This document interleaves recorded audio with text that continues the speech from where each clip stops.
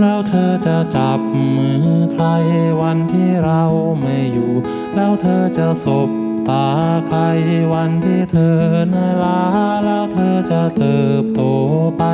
ผ่านช่วงเวลาได้ยังไง